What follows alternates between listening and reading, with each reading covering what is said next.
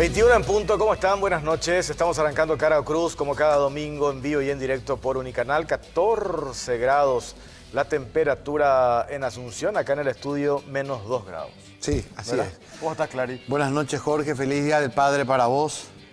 Bien, bien. Estoy esperando lo recíproco también, que me diga Feliz Día del Padre. Sí, feliz Día del Padre. Bueno, pero qué genial. Y a nuestra productora le quiero decir que no es transparente, si pudiera correrse un poco más. Gracias, muy amable, Belén.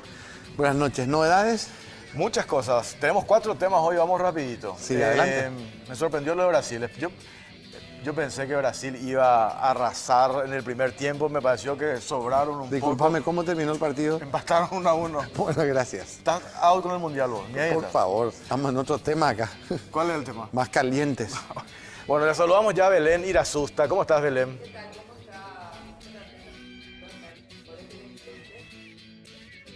Vamos a estar enseguida otra vez con Belén. Bueno, 4 temas. El primero tiene que ver con el tema político. Están con nosotros los senadores, el senador Hugo Richter, el senador electo por el Partido Colorado, Javier Zacarías Irún. ¿Qué es lo que va a pasar esta semana en el Congreso en relación al tema juramento, por un lado?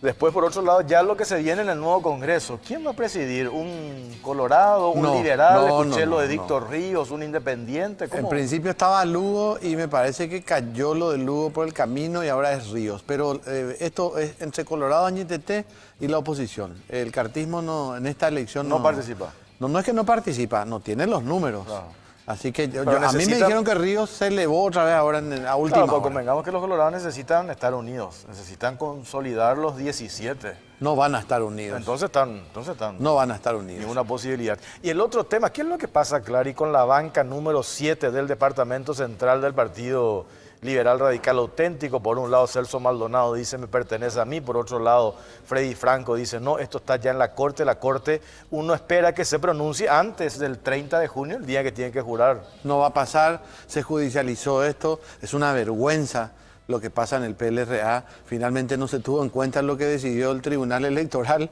Esto lo judicializaron, está en la máxima instancia y caramba,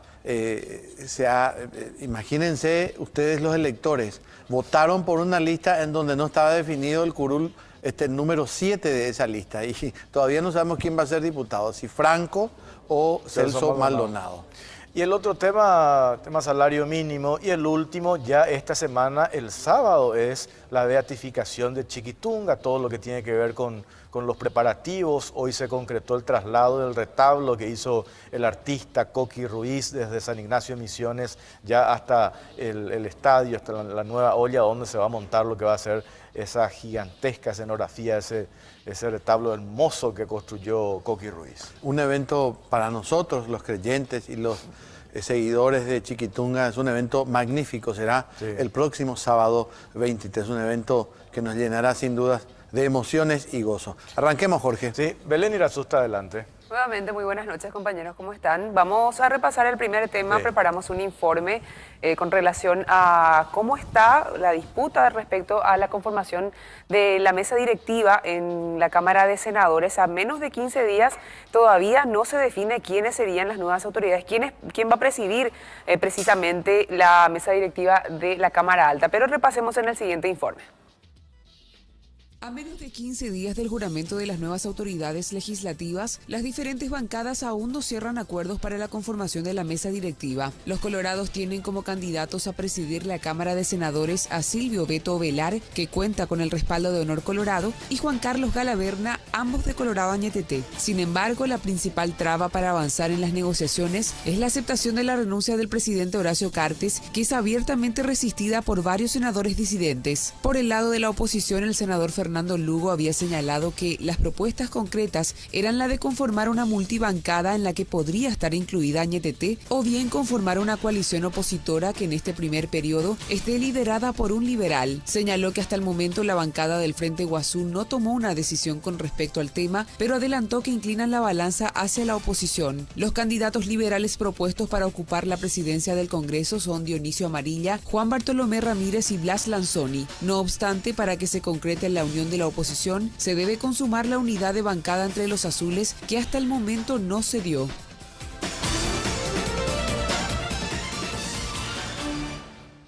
Y como cada domingo queremos contar con la participación de los televidentes, así que vamos a habilitar en Twitter una encuesta en la cuenta oficial de Cara o Cruz. Y la encuesta dice lo siguiente: ¿quién crees que debe presidir el nuevo Congreso? Y pone como opciones un colorado, un liberal o un independiente. Ya nomás podés empezar a votar y obviamente vamos a compartir aquí los resultados. Bueno, muchas gracias, Belén Irasusta. Javier Zacarías Irún, ¿cómo está, doctor?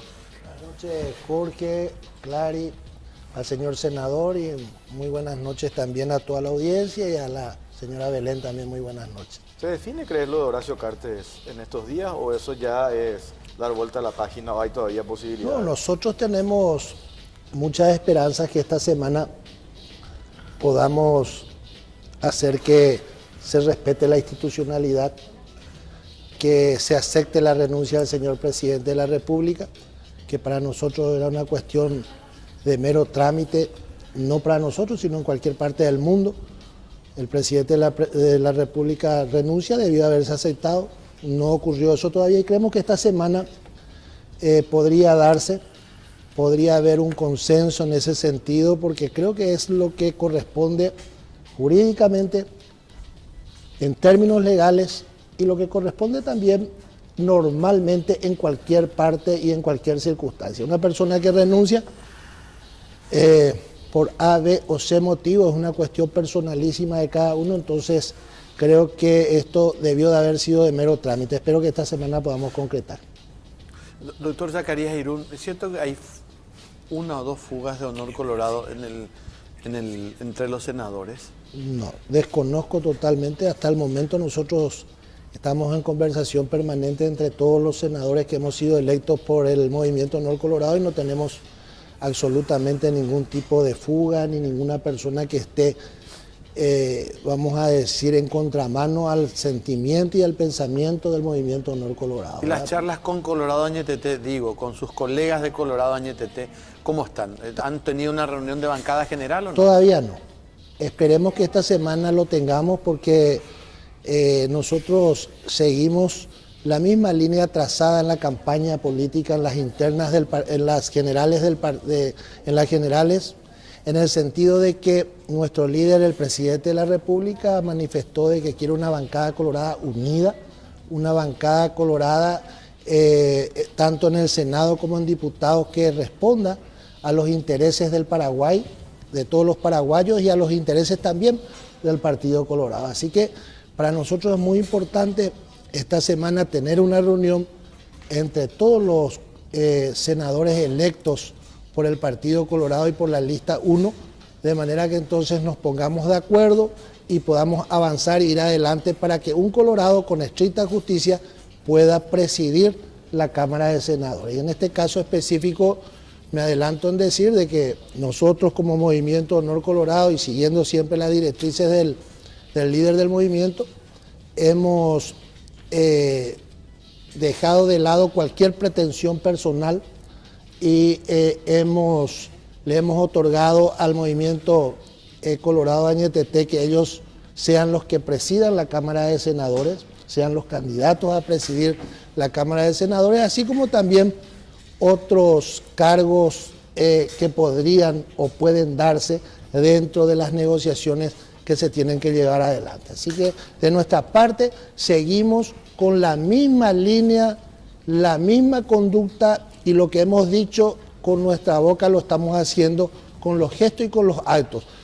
Bancada colorada unida en el Senado y en la Cámara de Diputados. Eso es lo que hemos prometido en la campaña nacional y eso es lo que queremos cumplir en el próximo 30 de junio, que es la primera sesión que vamos a tener en la Cámara de Senadores. Senador Hugo Richard, del Frente Guazú, está interpretando la posición que tienen ustedes. Categóricamente dicen que no corresponde lo de Horacio Cartes, pero me llamó la atención cuando hacen la salvedad lo de Nicanor Duarte Frutos, creo que o están a las resultas de un dictamen jurídico que pidió el presidente Fernando Lugo del Congreso.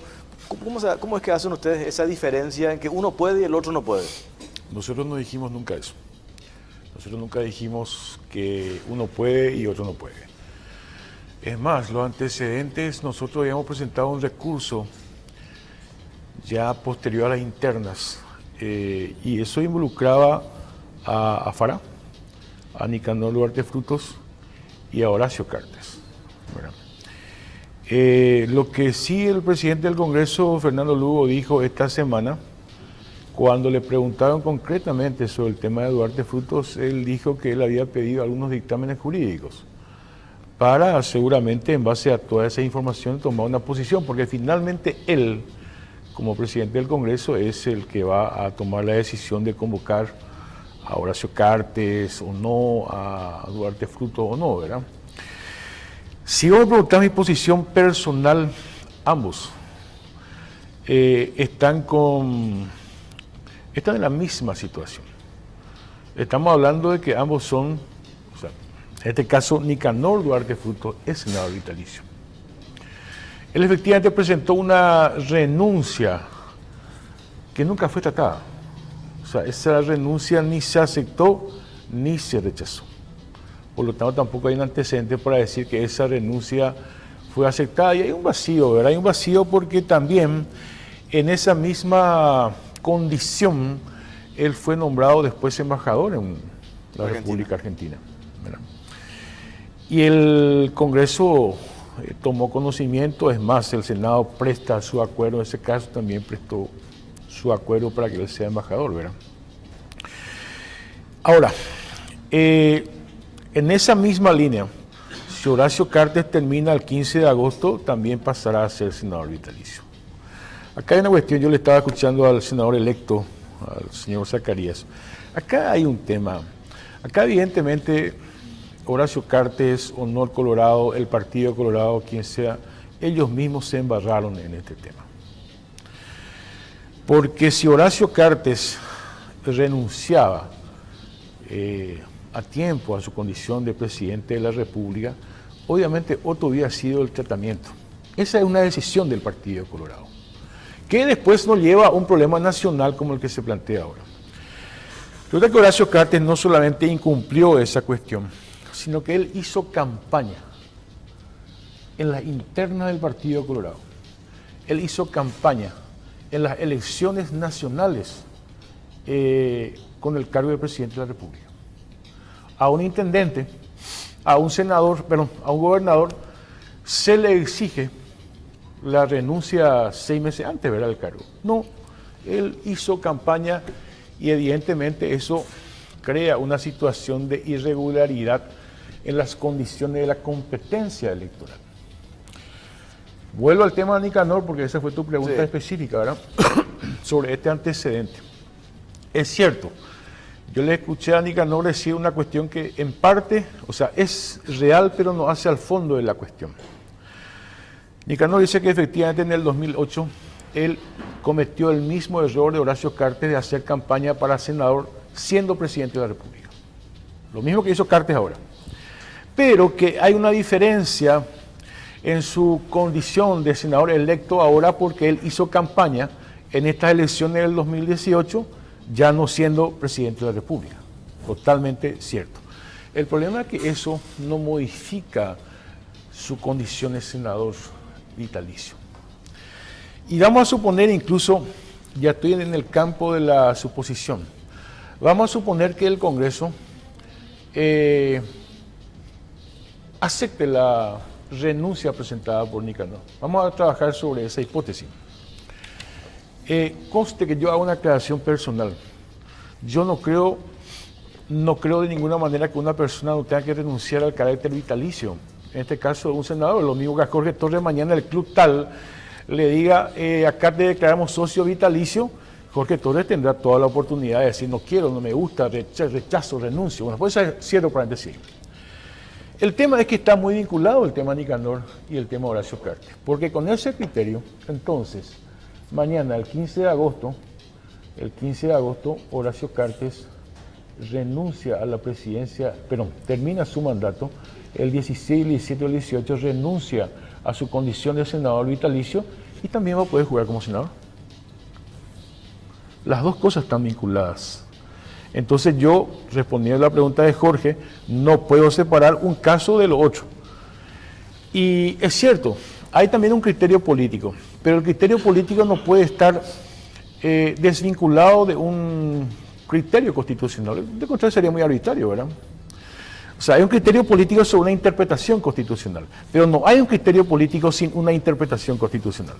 Entonces, creo que esa es la situación que se plantea ahora, pero yo insisto, esta situación que hoy día nos coloca de vuelta ante este debate a nivel nacional y ante una crisis dentro incluso del Partido Colorado y que también afecta eso de alguna manera a nivel nacional, esto se originó en el Partido Colorado y es responsabilidad del Partido Colorado. Bueno, a ver, doctor Zacarías Irún, me imagino que escuchó atentamente al senador reelecto Hugo Richter. Y la gran pregunta que me hago yo, como un simple lector, es la siguiente. Pasó en el 2008, la gente salía a votar y le votó a Nicanor. Pasó ahora en el 2018, la gente salió a votar y le votó a Cartes. ¿Dónde queda el electorado dentro de estas explicaciones jurídico-políticas que acaba de dar el senador Richter? Políticamente hablando, democráticamente hablando, no hay nada que supere a lo que el pueblo pueda decir, a lo que el pueblo pueda manifestar, y en este caso a través de las urnas. Para mí ese es un hecho fundamental que se debe tener en cuenta. Casi 800.000 personas le han votado a la lista 1 del Partido Colorado, a la lista de senadores, a Horacio Cartes encabezando esa lista con su fotografía, las propagandas que se han hecho a nivel nacional, la campaña política en sí. Entonces le estaríamos mintiendo, estafando, engañando a la ciudadanía y al pueblo paraguayo que votó en ese sentido. 200.000 votos de diferencias hay entre la lista de senadores del Partido Colorado con el que salió segundo, en este caso la lista del Partido Liberal Radical Auténtico. 200.000 votos de diferencia. Por 200.000 votos gana la lista de senador encabezada por Horacio Cartes. Y esa es la lista que hoy, o a la persona a quien pretendemos cuestionar para que integre el Senado. Me parece una barbaridad desde el punto de vista político, democrático, no tiene ningún sustento hablar en sentido contrario. Y en la segunda parte, en la parte legal, eso no tiene discusión. Discutir el tema de la legalidad de la senaduría de Horacio Cartes es llover sobre mojado, es seguir diciendo lo mismo, repitiendo y salimos en la misma cosa. Hay una resolución judicial, una resolución del Tribunal Superior de Justicia Electoral que avaló, consistió la candidatura del senador Horacio Cartes. Hay un acuerdo y sentencia de la Corte Suprema de Justicia que también avaló, consintió la candidatura de Horacio Cartes en el Senado de la Nación. Y hoy, una vez más, pretendemos hacer una justicia selectiva. Para esto sí, para estos no. Para esto vale lo que dice la Corte, para esto no vale lo que dice la Corte. Para esto vale lo que dice la justicia electoral, para no vale lo que dice la justicia electoral. Una justicia selectiva, criterios políticos. Nosotros todo el día, de boca para afuera, yo le escucho a los senadores hablar y decir la institucionalidad, el respeto a la Constitución, el respeto a la ley, el respeto a las resoluciones judiciales, no politicemos la justicia, se presiona al juez, se presiona a la Corte, se presiona a los jueces. Y sin embargo, aquí hoy en este acto de no permitirle a Horacio Cartes, no darle y posibilitarle la renuncia que él está pidiendo y no posibilitarle de que sea senador activo o que jure como senador, estamos haciendo exactamente lo que decimos que no queremos que se haga, politizando resoluciones judiciales, politizando el accionar de la justicia, presionando a jueces y miembros de la Corte y desacatando órdenes judiciales, sin ningún problema. Y decimos sin ningún problema y sin ningún rubor, no nos ponemos ni colorado ni rojo cuando no acatamos resoluciones judiciales. Decimos simplemente, no vamos a acatar, decimos. Ahora Lugo dice, voy a ver a quién le convoco para que jure, o si le convoco o no le convoco a Nicanor, o si le convoco o no le convoco al presidente Horacio Cartes. Sin embargo, existe una resolución donde no le pregunta a Lugo si debe o no convocarle. No le pregunta al Senado, le exige al Senado. Dice claramente el artículo 4 de la resolución del Tribunal Superior de Justicia Electoral, convocar a los senadores electos y proclamados fulano, fulano, fulano, fulano, con nombre y apellido, titulares y suplentes. O sea, no, una cuestión que se puede interpretar nomás como uno quiere. Ya cualquiera nomás interpreta como uno quiere. Se politizan las resoluciones judiciales. Se politizan las sentencias de la Corte Suprema de Justicia. Cuando nos conviene, se aplaude la Corte. La mejor Corte que hay es la actual. Cuando no nos gusta lo que resuelve la Corte, porque es en sentido contrario a lo que nosotros pensamos, es la peor Corte que tenemos en el Paraguay. Eso es lo que está mal, esa falta de seriedad, esa falta de coherencia, esa falta de apartar lo político de lo jurídico. Está mal de que aunque no nos guste una resolución, no tengamos que acatar y no tengamos que cumplir. Eso está mal. Y eso está a la vista de todo el mundo. Está a la vista de todos los paraguayos a nivel nacional, y si queremos discutir también a nivel internacional lo podemos hacer. Así que aquí las cosas están claras. Lamentablemente hay una verdadera prostitución en el tema jurídico-político en el Paraguay hoy, así como están las cosas. No se respetan las órdenes judiciales, no se respetan las resoluciones judiciales, no se respetan las decisiones de la Corte Suprema de Justicia cuando no nos conviene, porque cuando nos conviene respetamos. Entonces, nosotros como ciudadanos, como senadores electos, como del Movimiento Honor Colorado o como lista 1 del Partido Colorado, pedimos y exigimos una cosa nomás, fundamental y elemental: el respeto a la voluntad popular, el respeto a aquella gente que votó, el respeto a aquella gente que eligió, el respeto a aquella gente a quien se le puso en el boletín la fotografía de Horacio Cartes, lista 1, Cámara de Senadores. Eso tenemos que respetar y creo que es suficiente. Después podemos discutir lo que querramos discutir, pero son casi 80.000 almas, personas y seres humanos que fueron a depositar su confianza en la lista 1 en el Partido Colorado de la Cámara de Senadores. Tengo que hacer la pausa. A la vuelta le consultamos al senador Richard. ¿Cómo es que ustedes recurren a una instancia como por ejemplo la Corte y finalmente cuando falla en contra de lo que ustedes dicen, deciden no acatamos? A la vuelta de la pausa sí nos responde eso. Ya venimos.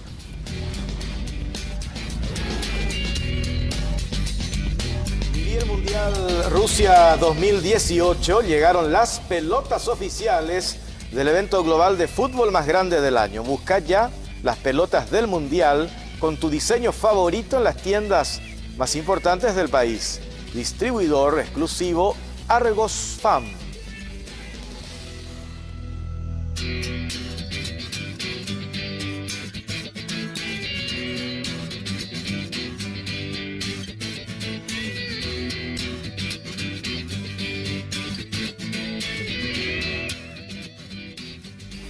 Queremos saludar a la audiencia de Radio 1 que retransmite en estos momentos la señal de Unicanal. Un cordial saludo a todos ellos.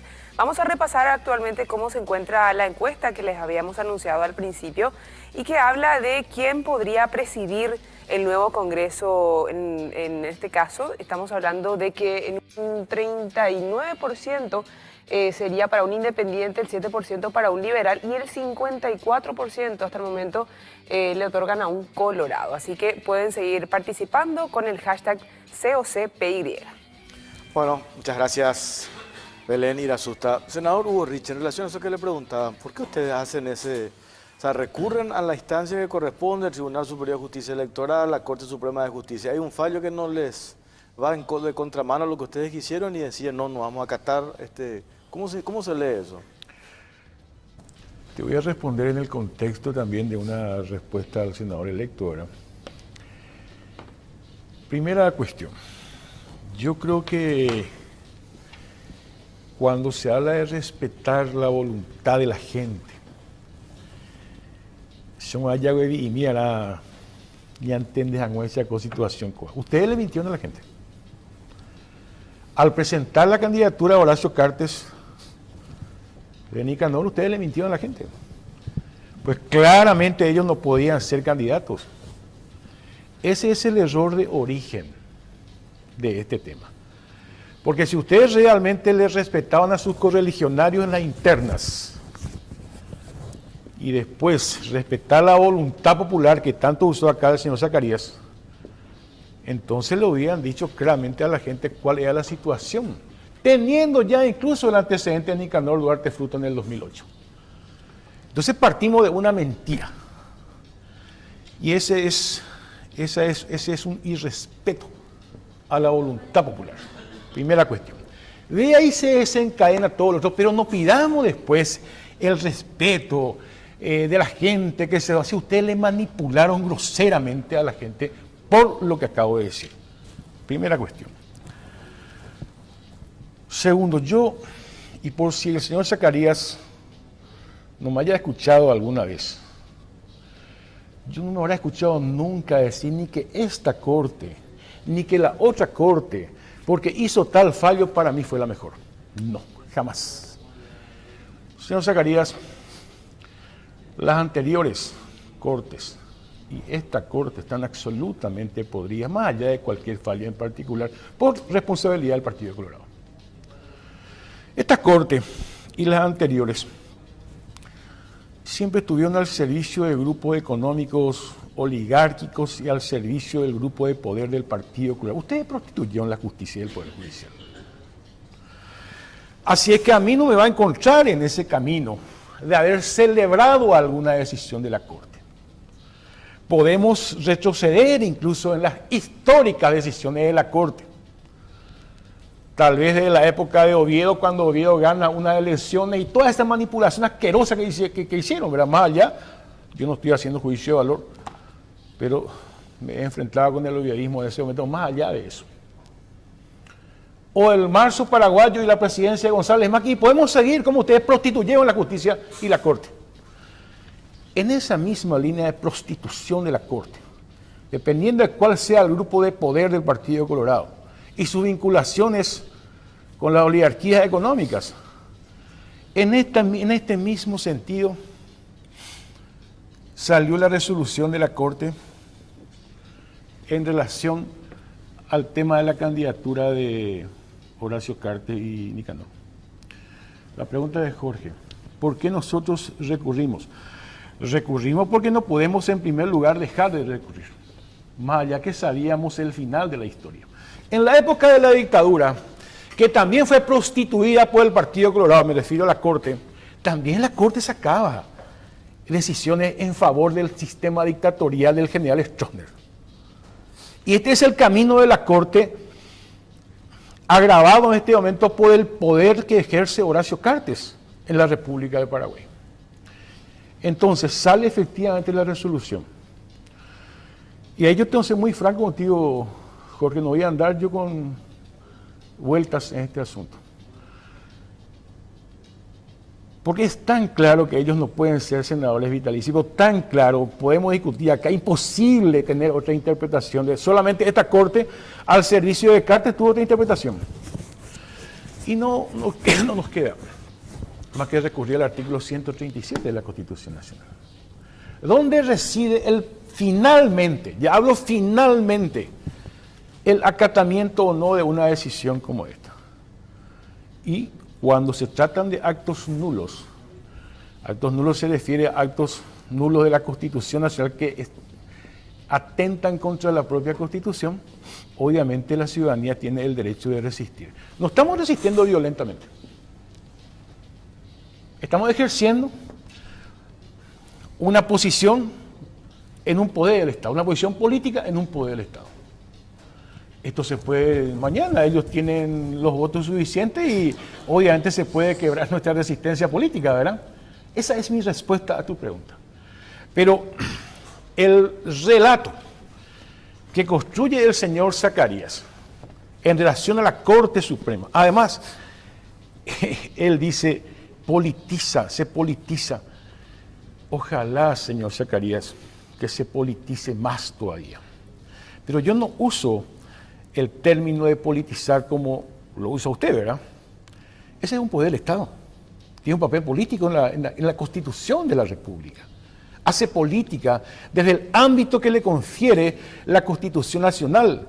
Si realmente ejerciera ese papel político, aleluya.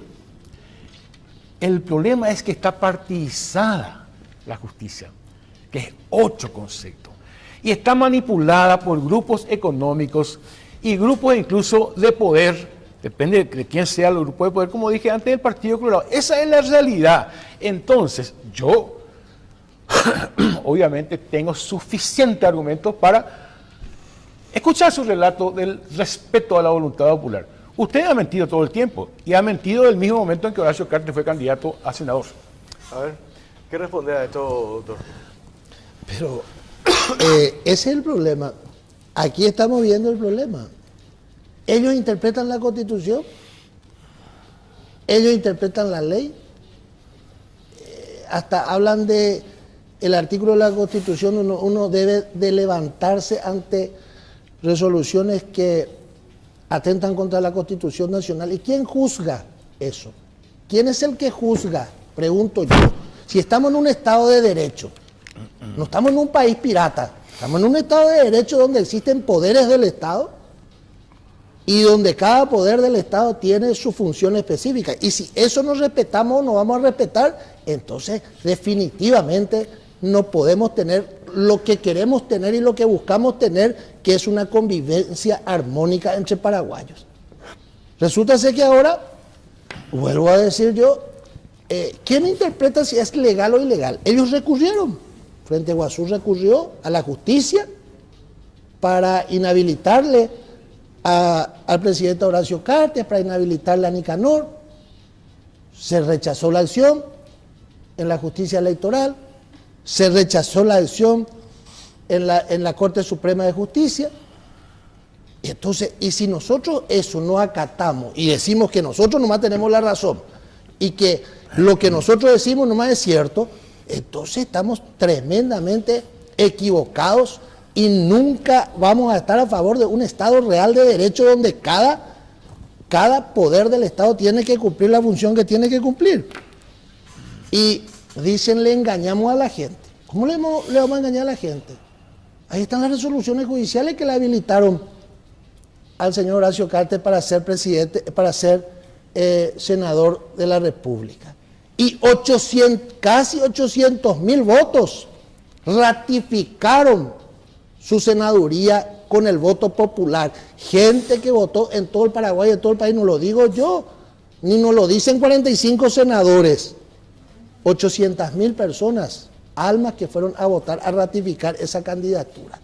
Y si eso no nos sirve, si eso no es suficiente, y si yo nomás voy a interpretar como quiero la Constitución, cuando yo digo, no, esto está, entonces, ¿dónde vamos a ir a parar? Porque si es por eso, y si vamos a hacer estricta justicia, con el pensamiento de ellos, Lugo tampoco puede ser senador.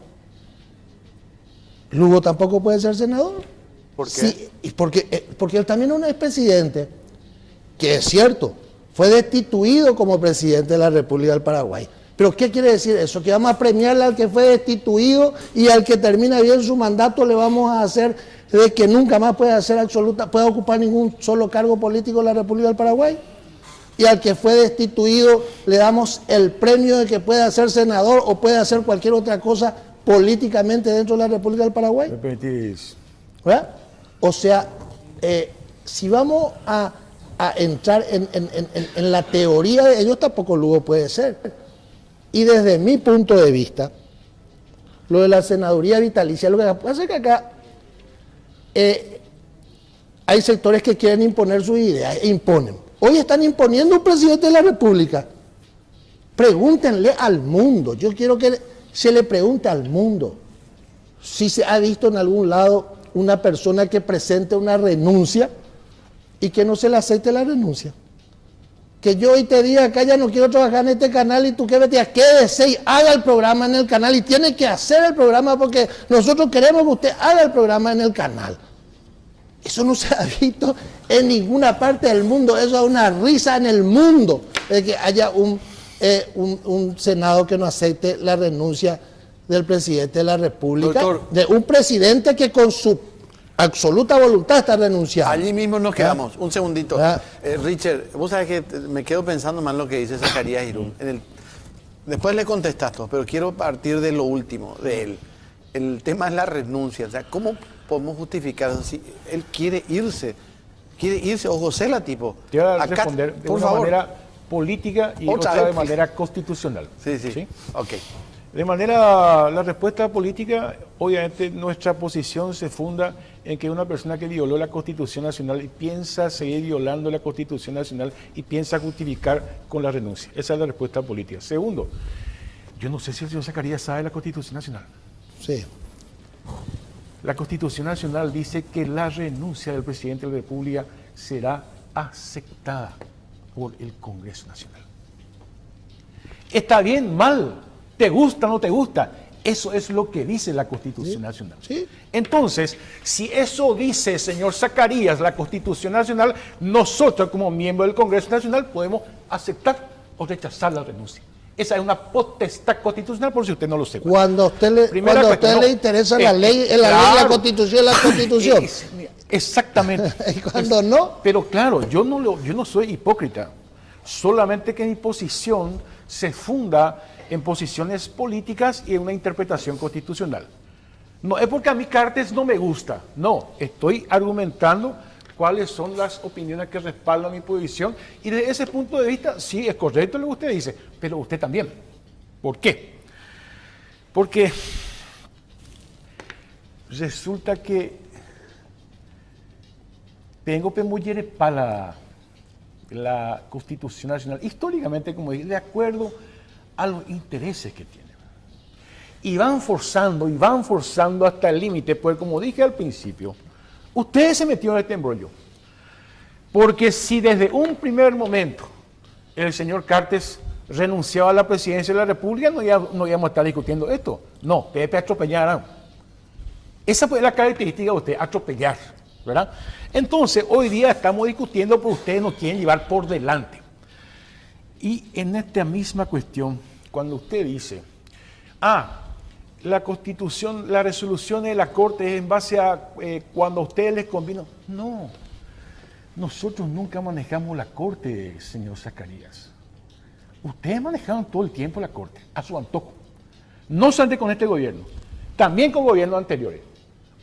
Pero eso es indiscutible. Orepio va a manejar de la Corte. Yo no tengo ninguna posibilidad de manejar la Corte. Ustedes sí han, pero manipulado la Corte de acuerdo a sus intereses todo el tiempo, ¿verdad? Y finalmente, nosotros defendemos, usted dice, habla de la razón. Y yo le voy a decir una cosa, si defendemos una razón, ustedes también defienden una razón y que lo debatimos en este momento. Y le quiero decir que hay otra instancia que también su obligación constitucional es defender la Constitución Nacional. Perdón, me equivoqué. Interpretar la Constitución Nacional. ¿Usted sabe que los parlamentarios tenemos la obligación de interpretar la Constitución Nacional? Usted es No. senador electo. Entonces lea la Constitución. A favor de... Entonces lea la Constitución y usted ¿Dónde? va a saber, y si no tengo acá la Constitución, puede leer, no, usted como legislador, tiene que interpretar la Constitución Nacional y eso está clarísimo. Todos en la tenemos que propia interpretar la Constitución. Perfecto. Todos los paraguayos tenemos que interpretar la Constitución. Como usted dijo hace Pero no rato, como queremos, me permite terminar. sino como debe Yo le ser. escuché atentamente. como usted dijo hace rato, ahora interpretan la Constitución Nacional, pero ese es nuestro papel como legislador. Todos. Allá está un legislador que va a entrar después en el otro bloque, y él sabe perfectamente el papel de un legislador. Entonces, cierro paréntesis, pues cierro esa cuestión. Y lo que pasa es que hay muchas cosas en esta Constitución que a mí realmente no me gustan, yo no estoy de acuerdo. Pero usted citó el caso de Fernando Lugo, que fue destituido en un golpe parlamentario que ustedes organizaron para responder a intereses obviamente conservadores y oligárquicos, ¿verdad? Pero eso es lo que dice la Constitución. La Constitución, ahí está la diferencia con el tema del presidente de la República que termina su mandato y con quien no termina su mandato. La Constitución Nacional dice claramente de aquellos presidentes de la República electos que hayan terminado su mandato de 5 años. Ahora se carten o para terminar el mandato allá, dentro de algunas semanas. Pero si vamos a ser estrictos también, senador, convengamos que Lugo tampoco voy a ser candidato para ministro de la Iglesia. Y la Iglesia perfecto. tampoco... Yo le estoy respondiendo, no me tienen todas las preguntas, yo estoy dispuesto a responderle absolutamente todo. Tenemos que Pero yo le estoy redondear. respondiendo al señor Zacarías cuando decía que no terminó su mandato.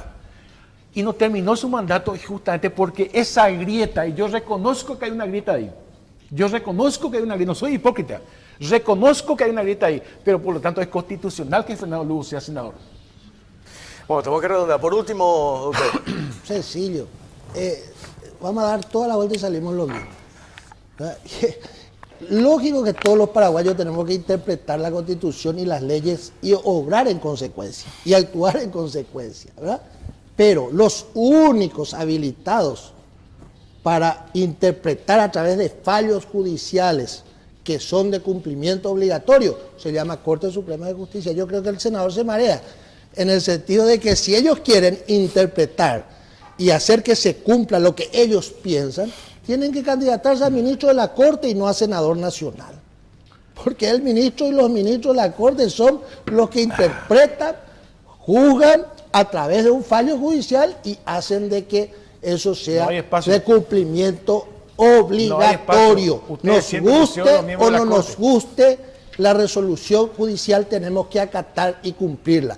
Y no es el senador Hugo, no es Lugo, no es el Senado el que tiene que decir esto está bien o esto está mal de lo que dijo y sacó la Corte en un acuerdo y sentencia legalmente establecido, como manda un país como el nuestro hoy en ese sentido. Así que así no es la cosa. Ellos no quieren reconocer, ellos simplemente hacen lo que y juzgan de acuerdo a lo que ellos creen y a lo que a ellos les conviene.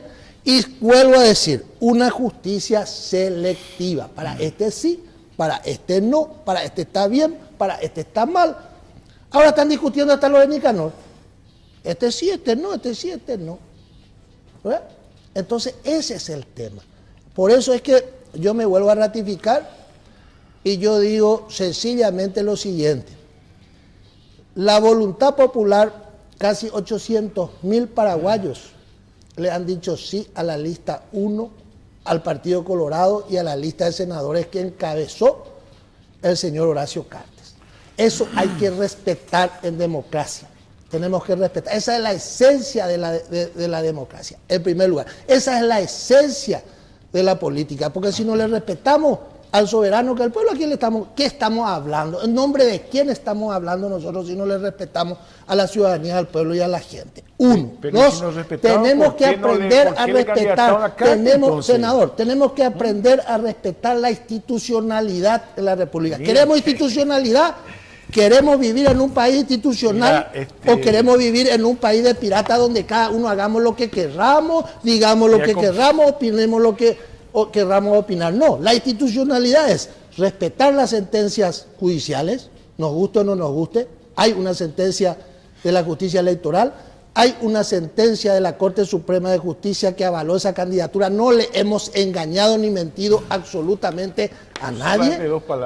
Entonces, Eso es lo que yo ratifico. Bueno, Con ya está. respecto a la Vamos, institucionalidad de la República del no, Paraguay. yo de antes, Porque el Lugo, relato que construye el señor Zacarías. Lugo está lejos de ser Dios. No. Porque últimamente ya se cree Dios, porque dice, Lugo, yo le voy a convocar a Lugo, este, le voy a te convocar al corrijo, otro, lo que era sea. ministro de Dios. Pero yo, ministro. mira, me encanta escuchar este relato. ¿Verdad? Estamos hablando ante maestro de la manipulación de la justicia y de la ¿Quién? corte. ¿Él?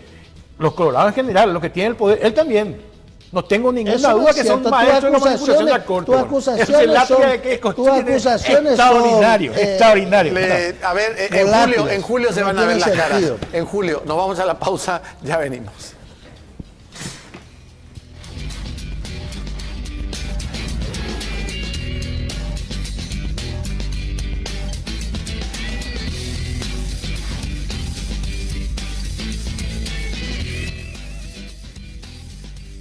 Bueno, y desarrollamos el segundo tema que tenemos preparados para ustedes esta noche y lo vamos a hacer iniciando con este informe que da una breve reseña de la situación respecto a la última banca en la Cámara de Diputados por el Departamento Central, específicamente de los liberales. Continúa esta disputa respecto a quién es el dueño de ese curul, el número 7. Así que vamos a ver en el siguiente informe este resumen. El concejal liberal de San Lorenzo, Freddy Franco, disputa la banca número 80 en la futura Cámara de Diputados con su correligionario Celso Maldonado. Franco asegura que obtuvo los votos suficientes para ocupar el cargo, pero que el actual legislador recurrió a la justicia electoral para quedarse con el curul. En declaraciones a la prensa, el hijo del expresidente Federico Franco mencionó que el Tribunal Electoral Independiente del Partido Liberal lo proclamó candidato número 7 a diputado por Central, desplazando en la lista a Maldonado. Agregó que el PLRA se ratificó en 3 ocasiones en su decisión, pero debido a la controversia que se sigue generando, promovió una acción de inconstitucionalidad ante la Corte Suprema de Justicia. Juan Bartolomé Ramírez, afín a Maldonado, sostuvo a medios de prensa que en realidad su colega luqueño está en el número 7 de la lista de candidatos por decisión del Tribunal Electoral de Primera Sala. Sin embargo, los certificados de resultados no fueron atendidos por el Tribunal Electoral Independiente del partido. Dijo además que la familia Franco posee mucha influencia en el TEI y que está tanta la manipulación que hacen que el expediente terminó en la Corte y esta, en vez de enviar a la Fiscalía para su dictamen, remitió de vuelta al Tribunal del Partido para retrasar la cuestión. Mientras tanto, y debido al conflicto interno entre los azules, solo 79 de los 80 diputados fueron proclamados por el Tribunal Superior de Justicia Electoral.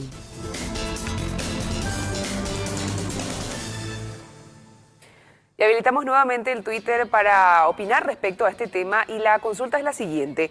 ¿Crees que existe injerencia política en la Corte para definir la última banca del PLRA para la Diputación por Central? Las respuestas sí o no lo pueden hacer a través de la cuenta en Twitter de Caro Cruz. Muchas gracias, Belén Irasusta. Juan Bartolomé Ancho Ramírez, diputado, ¿cómo estás? Muy bien, muchas gracias por la oportunidad. Realmente pude ver el bloque anterior, muy interesante, y ahora hablar un tema que también es jurídico, electoral y político. Entonces, creo que tenemos alguna cosa que decir. Ahora, diputado actual y en 10 días más senador de la Nación. Hay que aclarar ese punto. Diputado senador Ancho Ramírez, creo que esta es la primera vez que el electorado nacional elige a una lista y en esa lista no está confirmado el número 7 de esa lista. O sea, ¿por qué se llega hasta eso? Y el Tribunal Electoral Liberal, esto no pudo definirse en casa, como se dice.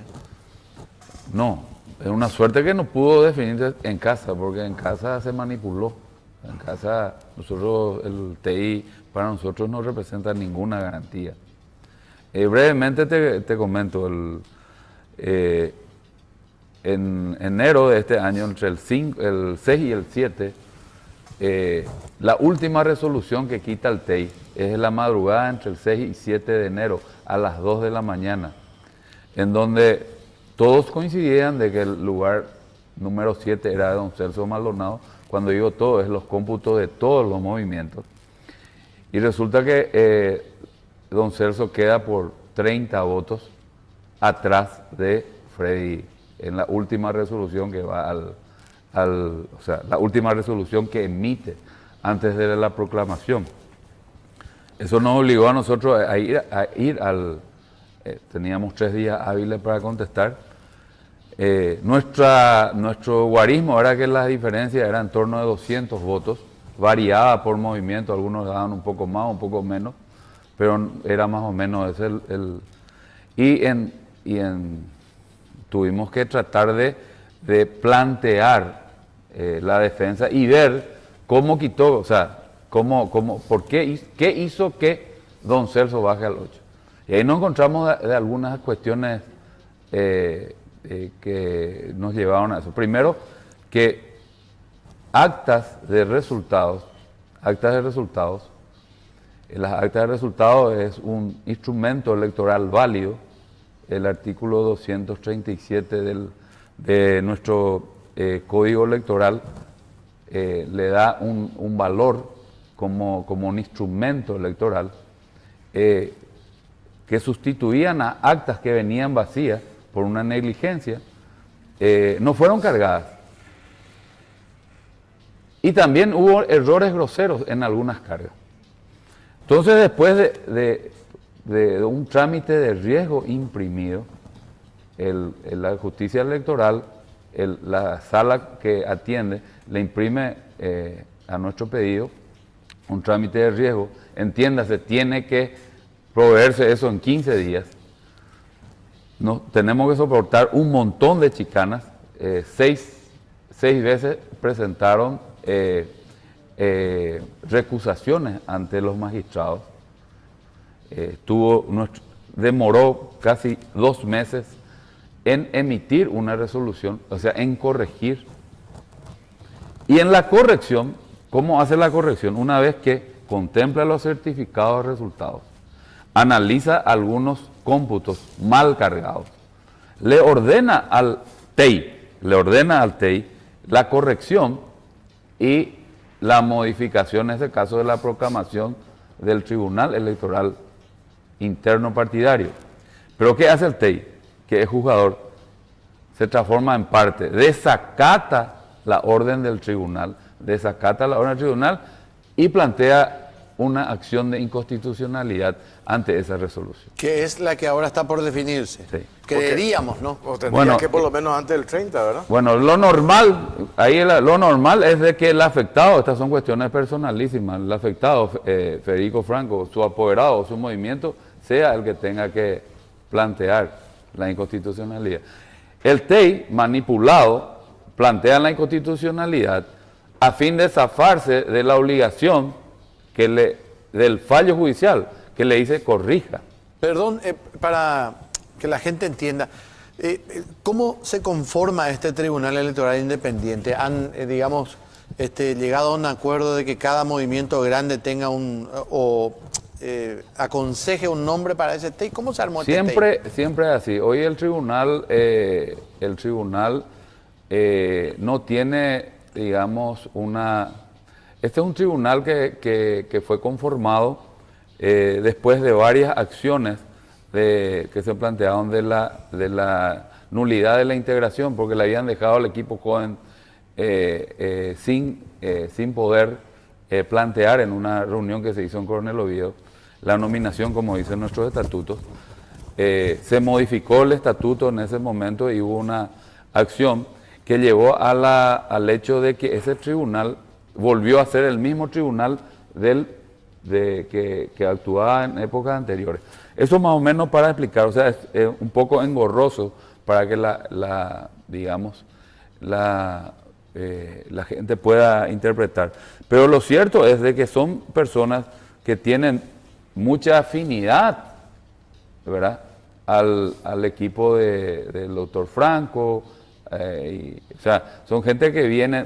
La presidenta del tribunal, la doctora Nuria Ginardi, fue ministra de Federico, o sea, y es la que, al ser presidenta es la que dirige por eso te digo, la primera cuestión es para analizar el hecho de por qué ellos son parte de la cuestión.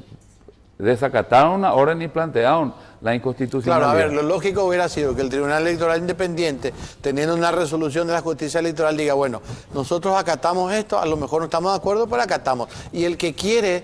Corre traslado. Claro. Y el afectado Acciona, recurre. El que quiere acciona. No el TEI propiamente, Sí. porque el TEI No se el tomó TEI. esa atribución Sí. de accionar, ¿verdad? Tanto es de que cuando, viendo esa situación, días después, el candidato Freddy Franco acude a la Corte también, en las mismas instancias. O sea, y acá también hay cuestiones analizando. Lo normal sería que eso sea, o sea, lo normal en el tránsito electoral es de que en la instancia superior sería el Tribunal Superior de Justicia Electoral y se hace el per saltum y se va a la Corte. ¿Cómo se escribió la lista, Ancho? ¿Quién estaba en el número 7? No se escribió. ¿Pero cómo se- El Partido Liberal le proclamó a Freddy y 8 a Don Celso. Claro, ambos estaban, 7. Sí, pero cuando se plantea la acción, ¿verdad?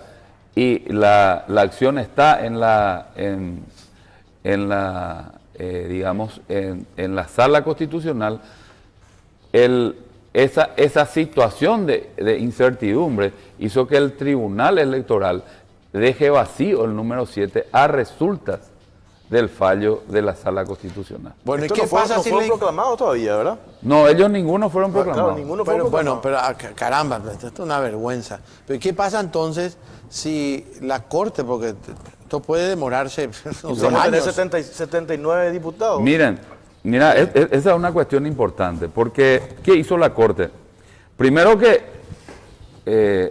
en una situación que no se dio casi nunca, la única vez que se dio algo similar, de que la Corte Suprema admita una acción de inconstitucionalidad, fue en el famoso caso de Carlos Sena con Eduardo Vera Bejarano, que para que en ese momento Carlos Sena integró, fue mi colega durante 2 sesiones, pero le dio el voto a Benjamín Maciel Pasotti para que sea presidente, porque él era un 40-40 en aquel momento, 40-40, nuestro candidato era cuando eso Efraín, y el día de la sesión preparatoria aparece jurando Carlos Sena. Es la única vez que se recuerde que admite una cuestión similar la Corte, y ahora admite nuevamente.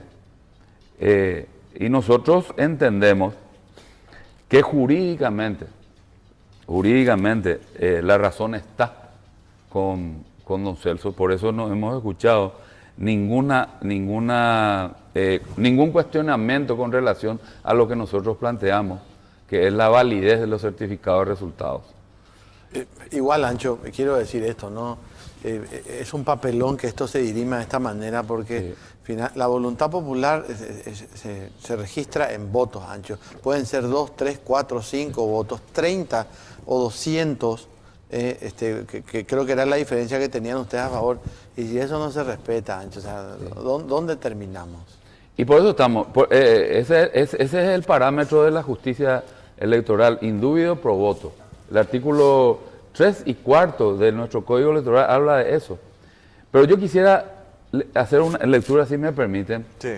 no del fallo que emitieron en favor de Celso Maldonado, sino en el año 2002, la fundamentación del doctor Alejandro Herrera en un caso análogo, que era en cuestionamiento de Manuel Radice en su ubicación número 3 en diputados por capital, y número 2 era Anqui Boxia y número 1 era Blanca Lila. Él pasó al 3 y accionó, porque también los certificados de resultados no fueron computados, y él pasó al número 2. Y decía, si me permiten, porque es demasiado aleccionador, porque de eso se trata esta cuestión, de la validez o no de los certificados de resultados. Y decía el doctor Alejandro Herrera que comenta el doctor Saborio en Elecciones y Democracia de América Latina, estamos hablando de derecho comparado, San José de Costa Rica, existiendo de acuerdo con la jurisprudencia en materia electoral, el criterio de conferir valor probatorio a los mencionados certificados de resultados como garantía en caso de duda, para la candidatura que los posee. No se podrá decir que ellos se reduzcan a simples papeles mojados, ni que los delegados electorales aparezcan como convidados de piedra. Ese es el papel del apoderado, ir a recoger los resultados, confirmado por el artículo 237 de nuestro Código Electoral. Ni tampoco que la actuación negligente de los funcionarios de mesa, comprobada en autos, al no suscribir las actas de mesa de los integrantes de la mesa receptora de votos, deban ser castigados con nulidades los sufragantes y los candidatos. Me voy a lo que voy a decir. Claro, el respeto Entonces, del voto. esto es fundamental para nuestro criterio. Entonces, yo hago ruego a través de las cámaras de que esa sala constitucional se expida. La justicia electoral le urgió a ellos y tenemos entendido que van a volver a urgirle porque es un papelón. ¿Quiénes integran esa sala constitucional? Se apartó la doctora de Modia y fue el doctor Torres Kinzer. La presidenta es la doctora Miriam Peña y la integra también el doctor Antonio Freire. El otro día escuché que dijiste, Federico Franco se llena la boca diciendo que Cartes viola la Constitución Nacional, llama a que la ciudadanía se manifieste y sin embargo él está haciendo lobby permanente Todos en la los Corte. días. ¿Quién? Franco. Federico Franco. El expresidente, no el concejal. Federico Franco. Yo me fui a la Corte, no voy a negar. No pude ser atendido, estaba haciendo antesala a Freddy Franco, ¿verdad? Y él fue atendido primero, yo le dije, venimos por el mismo tema, yo me retiro, tengo cosas que hacer. O sea, ¿qué es lo que yo quiero decir con eso? Es importante que se sepa porque si no entramos en cuando no tenés los argumentos jurídicos, apelás a lo político. Entonces, si se dice que Cartes es el que manipula, yo tengo el rótulo de cartista, ¿verdad? Entonces, no es la justicia electoral la que va a decidir, no es la Corte la que va a decidir. Pero en contrapartida, nosotros no tenemos suerte en la Corte. Entonces, es el cartismo, es la ilusión política, ese mensaje que hace, sobre todo para el pueblo liberal, porque entendamos de que la situación del presidente Cartes ahí no es la más popular y el discurso es más de interna. Entonces, si vos decís no confío en la Corte, pero apelás, ¿verdad? Y te vas a la Corte a buscar un resultado, ¿entendés? Entonces se contradice en el propósito de su lectura política, ¿verdad? Nosotros en la Corte Suprema de Justicia, es importante que se sepa, tanto don Celso como Maldonado y yo tenemos graves problemas, porque cuando el partido decidió enjuiciar a ministros, votamos por el enjuiciamiento. Nosotros cumplimos con el partido, no quedamos con la carga, con el peso de que el Senado desacató esa cuestión. A ver, tenemos que cerrar, Sí. Ancho, pero quiero aprovechar tu presencia para preguntarte sobre la conformación de la primera mesa directiva en este quinquenio que se viene. Lo de Víctor Ríos está cerrado porque inclusive vos estabas como candidato, digamos, a la presidencia del próximo Congreso. ¿Cómo quedó eso? Y el que tenga 7 votos. Yo hablé ayer con Víctor, porque Víctor me había dicho que quería acompañar mi candidatura y llevar la posibilidad de que se pelee el tema del Consejo. Y después hicieron números y aparentemente puede tener el más votos. Ok, a ver, déjame entender. 13 liberales, 6 de Frente Guazú, 2 de PDP, ¿y quién es más? Se habló también con la gente del senador Apuril, ¿cómo el partido? Ni idea, pero son 3. Eh. Son 2, perdón, 2 Patrick senadores. Kemper. Sí, se habló con ellos y se tiene una conversación también con la gente de Patria Querida. Es decir, 13, 19, 20, 21, 22, 23 serían si es que está en la martingala el equipo de Apuril. Hagamos. Sí. Y 26 serían si ingresa Patria Querida en esto, Sí, ¿no? sí. En las negociaciones. Pero ya no está ahí con Añetete, ¿no hablan ustedes?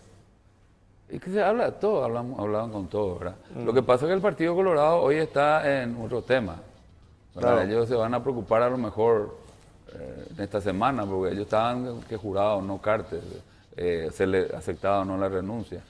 Y pasó a segundo plano el tema de la mesa directiva. Bueno, gracias, Ancho. Gracias, diputado. No, gracias a usted. Senador. Diputado hasta ahora por senador electo. Sí, así mismo. Bueno, nos vamos a la pausa. Nos vamos. A la vuelta hablamos tema salario mínimo. Ya venimos.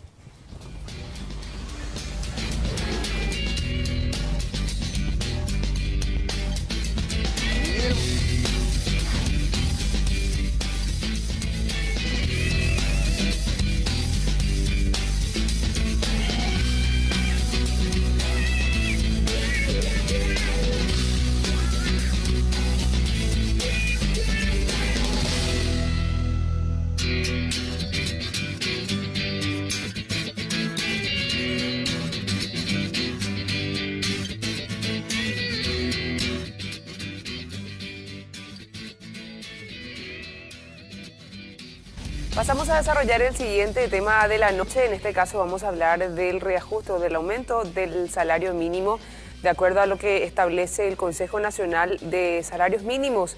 Y queremos, obviamente, tu opinión respecto a este tema.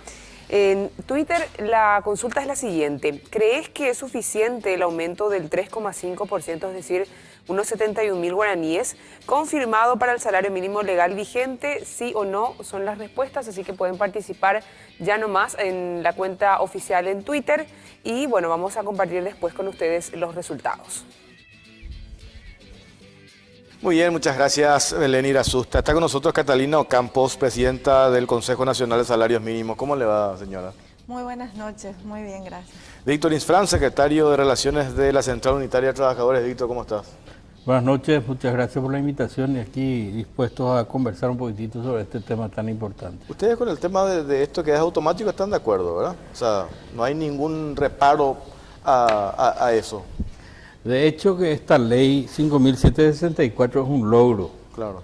Es un tema muy importante conseguido a través del diálogo social con los empresarios y el gobierno, que en el 2015 pudimos cambiar este artículo del código que antes se necesitaba llegar al 10%, que nunca llegaba porque el Paraguay tiene una inflación muy baja. Entonces se tardaba 2, 3, 4 años para poder conseguir un reajuste. Y el poder adquisitivo. El poder adquisitivo ya estaba totalmente deprimido. Sí, sin dudas. Hay que aclarar este punto y me alegra que esté un sindicalista acá, porque es un logro para nosotros los trabajadores esta cuestión de la revisión cada año de la inflación, por supuesto datos oficiales prohibidos por el Banco Central. Revisión, ¿verdad? de manera automática, ¿verdad? Cada 30 de junio se revisa. ¿Cuánto subió el costo de vida? No sé, 3%, 3.5% como ahora. Ok, sube el sueldo como ahora. Por supuesto que esto no le gusta a los empresarios, ¿verdad? A la patronal no le gusta, pero esto es ley y en todo caso intenten modificarlo en este quinquenio electoral, legislativo que arranca. Ahora, don Víctor, por supuesto que parece una cifra miserable, 80.000 guaraníes, ¿no? Uno dice, bueno, ¿cómo cambia la vida de un trabajador en 80.000 guaraníes? Pero aquí hay un antecedente y es el aumento que tuvo el salario mínimo en los últimos 2 años. Claro, en los últimos 1 año y medio realmente, 1 año 8 meses aproximadamente, el reajuste primero fue 7.7, después del 3.7, 3.9 y ahora está en el orden de los 3.5. O sea que entre los 3 años, digamos, por así decirlo, en los 2 años, perdón, se llega casi a 14% de reajuste. Ahora, evidentemente la cifra de 71.000 guaraníes puede parecer muy bajo, las reglas de juego hablan de eso. Para nosotros, como dije anteriormente, fue un logro conseguir esta automatización del reajuste del salario, pero en este momento realmente nosotros estamos no queriendo cambiar las reglas de juego, pero sí estamos un poquitito a una consideración por una mayor sensibilidad, porque la situación económica nacional y regional está teniendo complicaciones muy importantes que van a afectar en gran medida y se dieron justamente al inicio del mes de junio. Como por ejemplo, se está dando la realidad de una permanente suba del dólar, un elemento muy importante para nuestra economía, por cuanto que casi el 70% de los productos de consumo son importados. Entonces, evidentemente, la situación de un dólar está en permanente suba va a afectar terriblemente a la economía y, lógicamente, a la capacidad del poder adquisitivo del salario. Y vemos que la economía norteamericana está creciendo, el nivel de desempleo en Estados Unidos está casi en el 3%, su punto más bajo, lo que hace que hoy día la Fed esté subiendo las tasas y hace más atractivo invertir en los Estados Unidos, lo cual hace que se escapen las monedas fuertes de nuestros países y vayan allá, y lógicamente eso produce la suba por la escasez del dólar. En otro punto también estamos viendo que ya la época del combustible barato terminó esa época y se nos viene una época muy complicada, ya subió en febrero, ahora vuelta a subir. Y aquí se da un dato interesante, ¿verdad? En febrero hubo una suba del combustible inmediatamente, prácticamente antes de que se dé el aumento, ya se le dio un aumento al pasaje, lo cual afecta terriblemente al trabajador. Ahora nuevamente se dio una fórmula del subsidio, que finalmente también el subsidio es pagado por todos los ciudadanos de la República, ¿verdad? O sea que el impacto también es general y esto va a ir subiendo muy rápidamente, y es por eso que nosotros en este momento estamos pidiendo un análisis por fuera de las reglas, digamos, de este decreto, de esta ley 5.764, para ver la posibilidad de que se dé un aumento real en el salario, no un reajuste, ¿verdad? A ver, Catalino Campos, desde el Consejo Nacional de Salarios Mínimos, ¿ustedes se rigen estrictamente a lo que establece la ley en relación al incremento en base al tema inflacionario, o cuando hacen el análisis tienen en cuenta estos factores que menciona, por ejemplo, Víctor, tema de la suba del dólar, tema combustible y otros factores?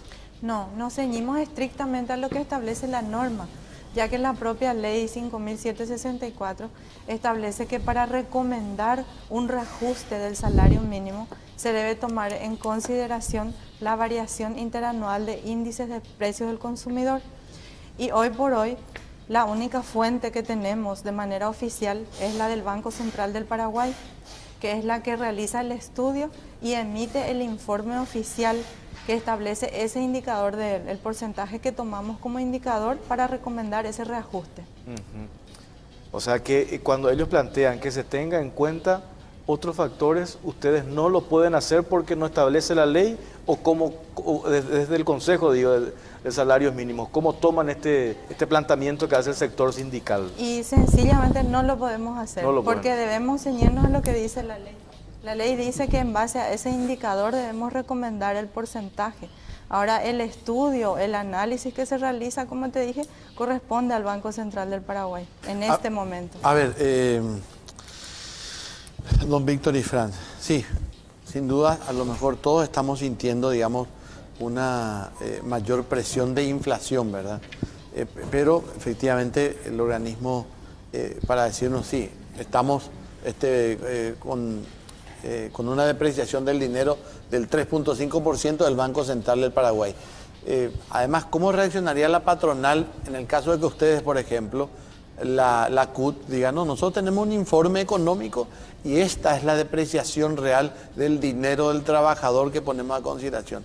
La patronal va a decir, aquí está la ley, se cumple. Claro, para ajustarse estrictamente a las reglas de juego, o sea, la ley, se tiene que aplicar lo que dice el Consejo de Salario Mínimo, no hay otra.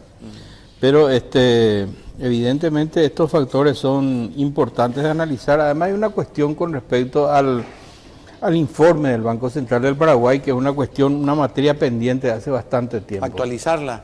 No, ítems. No. La canasta del Banco Central fue actualizada y presentada hace un mes aproximadamente, la nueva canasta. Pero ¿qué pasa? El Banco Central hace un análisis de acuerdo a sus necesidades, o sea, lo que tiene que controlar es la inflación. Entonces, ¿qué pasa?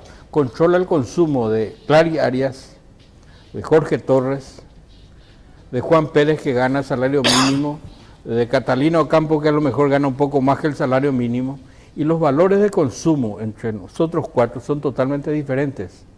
Una persona que gana salario mínimo, sus consumos no son iguales a lo de una persona que gana 5 salarios mínimos, 6 salarios mínimos o más. Pero lamentablemente el Banco Central no hace esa distinción, y esa es una materia pendiente por el cual también este tema buscar un promedio, sufre un problema. No es buscar un promedio. Concretamente, el consumo que tiene un trabajador son 60, 70 ítems bien definidos, que conoce el Banco Central, pero que tiene que quitar como un dato complementario del índice general de inflación. Entonces, al sustraer esos valores, va a dar lo que realmente varía la canasta básica, que es lo que necesitamos para que el Consejo Nacional de Salarios Mínimos tenga la información exacta, porque ellos tienen una información general de cómo es la inflación en el país. Ahora, permítanme, porque quiero también, principalmente con usted, don Víctor, pero también saber la opinión de Catalina. Hay un golpe que es letal y que deviene de esta ley, que es un golpe letal para todos, y es que se actualizan las tablas de muchas cuestiones con el aumento del salario mínimo a través del jornal mínimo, ¿verdad? Ese es el único punto en contra realmente de esta ley, porque todo va a subir ahora en julio para nosotros. Entonces, una multa, un semáforo en rojo, automáticamente eso va a ser más caro también a partir de julio. 134 ítems están colgados del salario mínimo. A través del jornal mínimo. A través del jornal mínimo. Al subir el salario mínimo, automáticamente esos 134 ítems suben. Como vos decís, la multa, las municipales principalmente, tasas judiciales y otras. Puse un ejemplo, perdón, ese ejemplo del semáforo rojo, para que todos lo entiendan. Claro, todas esas tasas suben automáticamente. Lamentablemente, incluso hicimos nosotros un intento de separar esos ítems del salario mínimo. El problema que encontramos en forma inmediata es que si dejábamos al libre albedrío de los municipios y del Poder Judicial esas tasas, iba a tener un efecto a lo mejor mucho más negativo para todos. Claro, se puede desmadrar. Exactamente. Entonces nosotros lamentablemente dejamos ese tema por el momento de lado y sí queremos ceñirnos más a ese dato complementario que nosotros creemos que la economía necesita, y también el Consejo Nacional de Salarios Mínimos, para tener una información más veraz. Tenemos una situación regional complicada. Argentina devaluó bastante, Brasil también. Eso implica nuevamente, ustedes habrán visto ya las ventas masivas en las calles de productos de Argentina y de Brasil, lo cual incrementa la informalidad, hace una competencia desleal a las empresas comienzan a despedir gente porque no pueden competir con ese contrabando. Lamentablemente nuestras fronteras son demasiado permeables. No se está solucionando ese vicio que tenemos aquí en el país. Lógicamente el trabajador va y busca su mejor precio donde consiga, no se le puede impedir, pero lamentablemente es una situación que nos complica a todo el mundo, a toda la sociedad. Ahora, yo entiendo que el nombre mismo del Consejo lo dice todo, el Consejo Nacional de Salarios Mínimos, pero quiero decir también, Jorge, el nombre, no sé si nuestro, en los medios de comunicación, en los bancos, financieras, en un montón de lugares donde a la gente gana un poco más del mínimo. Nosotros apechugamos esto, o sea, Taipori aumenta automático acá al 3.5%. ¿Cuántas personas directamente alcanzan, cuántas personas ganan salario mínimo hoy en Paraguay? ¿Se tiene ese registro? Aproximadamente está entre 430.000, 480.000 personas a quienes directamente benefician el reajuste, porque tenemos que tener en cuenta el nivel de formalización para poder saber exactamente. Casi 500.000 personas, convengamos. Claro, ahí tenés otra vez otro elemento central del problema del país, la informalidad, ¿verdad? Parte formal, como dice la doctora correctamente, es esa cantidad. También dentro del sector informal hay gente que gana más o menos del salario mínimo. Lamentablemente, al no poder destruir de frente esa cuestión de la informalidad, es que nosotros estamos padeciendo, ¿verdad? Nuestra economía sufre, nuestro sector industrial es muy bajo el porcentaje de incidencia en la economía, Necesitamos cambiar la matriz productiva, estamos basados solamente sobre la exportación de granos y de carne, y lamentablemente la generación de empleo formal es muy bajo en esos sectores. Necesitamos potenciar la industria, necesitamos darle valor agregado a nuestra materia prima para que se vaya formalizando más nuestra economía y podamos combatir más fuertemente esos flagelos que tenemos. Hay más empleos, don Víctor, hay más empleos en servicios antes que mucho más. En industrias. La industria está prácticamente en el 13%, es muy bajo, es muy bajo, y la industria es la principal generadora de puestos de trabajo, ¿verdad? Entonces, lamentablemente, nos vemos con esta situación de tener todos los días una competencia excesivamente desleal que hace que no se pueda trabajar seriamente en estos temas tan importantes, porque la economía hoy día está casi parada.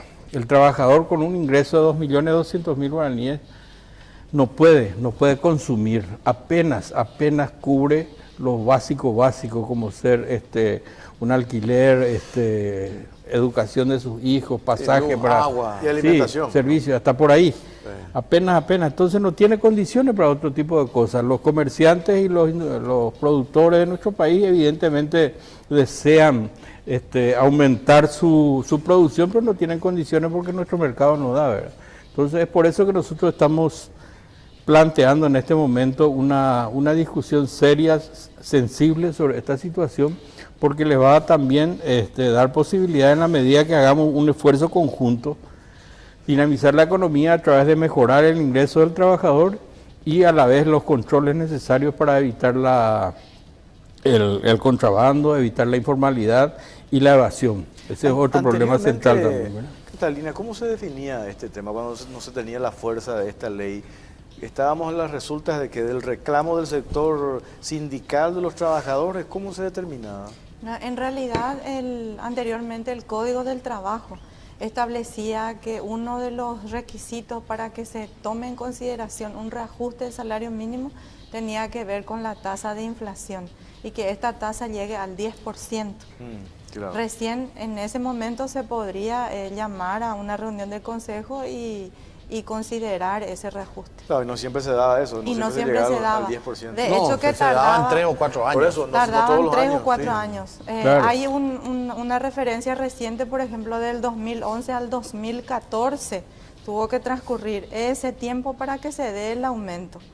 Y es mucho tiempo. Sí, claro, es apechugar la inflación de 3 años. Sí. Y como bien decía el señor Víctor hace un momento, con los 3 últimos reajustes que se realizaron con la nueva modalidad de la legislación, tuvimos en poco menos de 2 años un reajuste del 15.1% en realidad son. Sí. Porque es noviembre de 2016 Sí, con correcto. 7.7%. Junio de 2017 con 3,9 y ahora junio de 2018 con 3,5. Dan un total de 15.1% en menos de 2 años. Ahora, me permitís, Jorge, seguir el tema de la informalidad. ¿Cuántos llega este aumento del salario mínimo?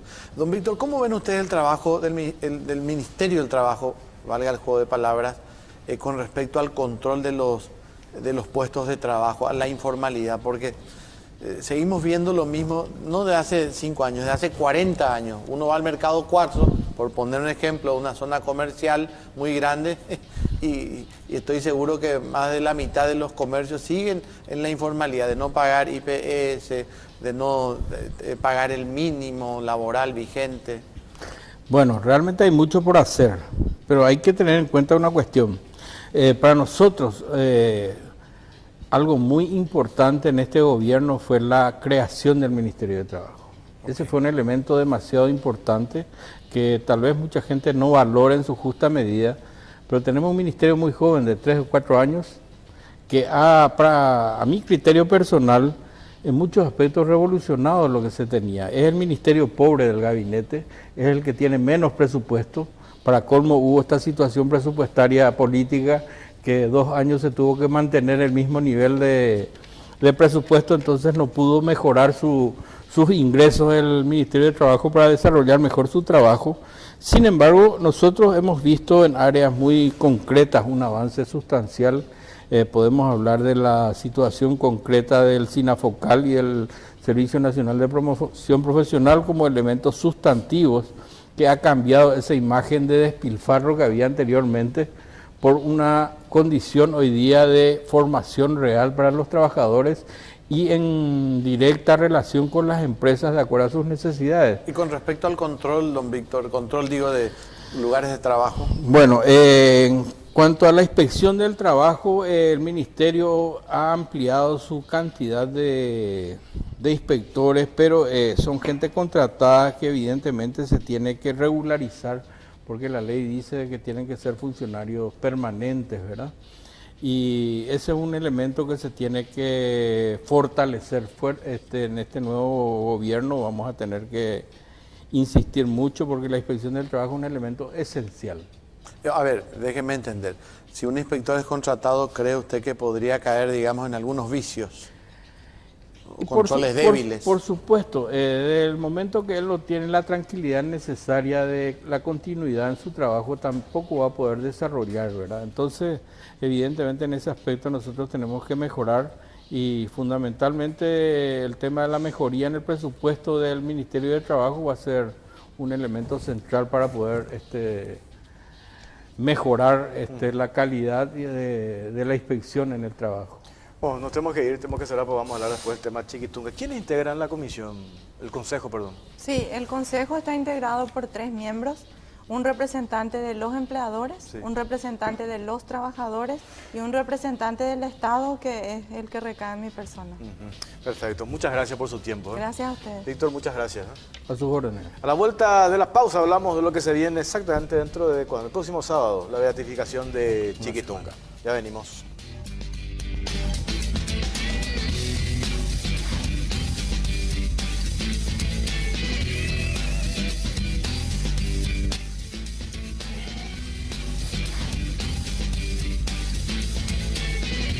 Bueno, y seguimos en Cara o Cruz. Ultiman los detalles ya para los preparativos de lo que va a ser la beatificación de Chiquitunga. Vamos a hablar de este tema. Están con nosotros el presbítero Óscar González, coordinador general de la Comisión de Beatificación. ¿Cómo le va, presbítero? Buenas noches, muchas gracias por la invitación que le traemos a ustedes y a su audiencia también. Y también está con nosotros Marcelo Lescano, coordinador de logística de la beatificación. Marcelo, ¿cómo te va? Buenas noches, muchas gracias por la invitación. Llegó hoy el retablo desde San Ignacio, la obra de Coqui, para lo que va a ser el evento. Sí, y estamos muy felices de poder exponer a la gente el trabajo de Coqui. Coqui realmente supo recoger ese sentimiento religioso y testimonial, porque es la gente, ¿verdad? Y confía mucho en Chiquitunga, y esperábamos 20.000 rosarios que representaría 1.000.000 de personas, 20.000 familias, si una persona por familia reza el rosario. Pero se reza mucho más, había sido. O sea, 70.000 rosarios representa muchas personas, 70.000 familias multiplicado por 4, por 5. Y después lo que contaba Coqui, las historias que hay detrás de cada rosario, ¿verdad? Que también ahí justamente tenemos imágenes de parte de lo que fue el preparativo, los trabajos por parte de este artista, y cada rosario tiene una historia detrás, una familia, un devoto. Sí, y por eso trasciende la situación concreta de la gente, porque la gente tiene sus necesidades, sus proyectos, ¿verdad? Que le dedican un tiempo, y eso es lo que supo interpretar Coqui Ruiz, ¿verdad? Y se expone esto que realmente va a dar mucho que hablar, y nos va a ayudar a buscar después más milagros. Y tenemos que hacer buena letra, digamos, ¿verdad? Porque la devoción, el testimonio en torno a Chiquitunga es, en el fondo, es un testimonio. Así como ella quiso amar a Jesús y quiso hacer lo que él le inspiraba, así también nosotros vamos a decir que es posible, ¿verdad? La credibilidad aquí es donde va a subir mucho, ¿verdad? La credibilidad. Vamos a poder tener más esperanza, vamos a poder ser más responsables, comprometernos como ella se comprometió, Y eso va a ser muy importante para el país. Y yo creo que Dios, mirando eso, nos va a regalar otro milagro y vamos a ir hacia la canonización, porque ahora es la beatificación, ¿verdad? Estaba pensando, presbítero, sobre una cuestión, intentando dejar de lado la cuestión puramente dogmática, ¿no? Sí. Aclarándole que soy creyente y seguidor, admirador de Chiquitunga, porque doy fe de la fuerza de Chiquitunga. Pero estaba pensando más allá de eso, del ejemplo, fuera del dogma, de bondad de una mujer como Chiquitunga, es decir, de pureza y bondad. Eso trasciende la religión católica. Es decir, conozco gente que admira a Chiquitunga, que no es católica, pero que admira esa sensación de pureza y bondad que irradió su vida misma. ¿Me estoy haciendo entender? Exactamente. En nuestro tiempo podíamos decir que ella tuvo, con buena onda, Exacto. logró superar esas contradicciones, no fue mediocre, ¿verdad?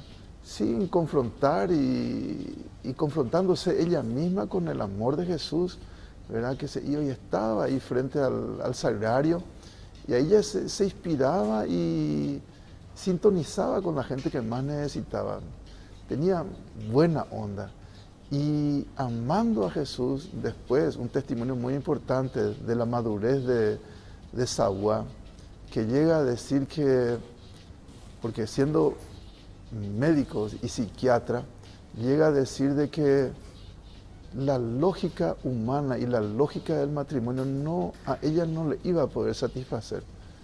Se puede decir que hoy, pensando mal, por ejemplo, de que ese matrimonio iba a fracasar, ¿verdad? ¿Por qué? Porque no le iba a llenar a ella, y ella quería estar llena del amor de Dios. Pero yo quiero insistir en la buena onda, ¿verdad? Porque yo me quedo contemplando esa sonrisa eterna de Chiquitunga. Qué increíble es cómo te transmite realmente, voy a robarte el término, ¿no? Sí. Buena onda, ¿verdad?